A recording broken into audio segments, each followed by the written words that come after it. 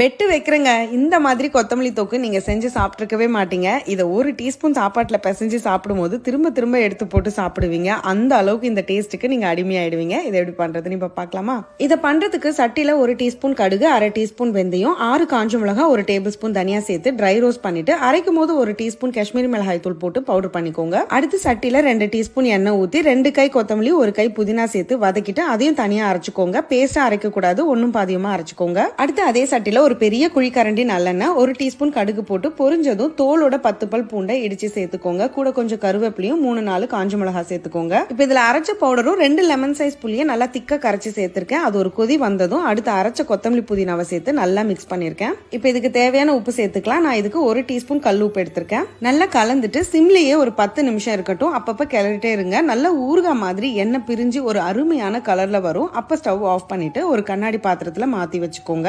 3 நாளைக்கு நீங்க வெளியிலேயே வச்சு சாப்பிடலாம். ஃப்ரிட்ஜ்ல வச்சு யூஸ் பண்றதா இருந்தா 1 மாசம் வரைக்கும் கெட்டு போகாம நல்லாவே இருக்கும். ஃபேமிலில யாராவது டிராவல் பண்றாங்கன்னா அவங்களுக்கு செஞ்சு கொடுங்க. ரொம்பவே யூஸ்ஃபுல்லா இருக்கும். கோயிலுக்கு போகும்போதோ இல்ல ஏதாவது ஊருக்கு போகும்போது புளி சாதத்துக்கு பதிலா இந்த கொத்தமல்லி தொக்க சாதத்துல பிசைஞ்சு எடுத்துட்டு போங்க. உனக்கு எனக்குன்னு போட்டி போட்டுட்டு சாப்பிடுவாங்க. எப்படி?